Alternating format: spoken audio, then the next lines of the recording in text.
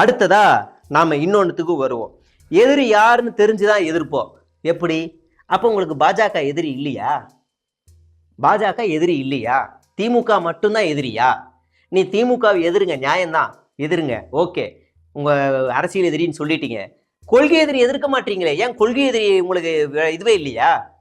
ஏன் எதிர்க்க மாட்டீங்க? அப்புறம் ஆதவ அர்ஜுனா, பெரியாரை சீமான் வந்து பேசும்போது நீங்க எங்க போயிருந்தீங்க அப்படின்னு கேட்டாங்க.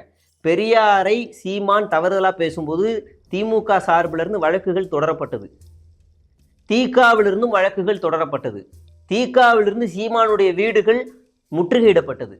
சும்மா வரலாறு தெரியாம பேப்பரை மேயாம எதையுமே வந்து இங்க வந்து பேசக்கூடாது. புரியுதுங்களா? என்ன அந்த பெரியார் இஷ்யூ ஆரம்பிச்சது காரணமே விஜய் தான். ஒரு தனியார் பத்திரிகை துறை வந்து ஒரு புத்தகம் ரிலீஸ் பண்ணுது, ஏன் பெரியார், ஏதோ ஒரு புத்தகம். அதுக்கு முதல் சீஃப் கெஸ்டா இவர். அன்னைக்கு மறுநாள் தான் சீமான் இப்படி பேசுறாரு. அன்னையில இருந்து சீமான் அதிகமா பெரியாரை பத்தி விமர்சனம் பண்றாரு. அப்ப முதல் குரல் கொடுக்க வேண்டியது இந்த தற்கூரி, ஆச்சரியக்குறி விஜய் தான்.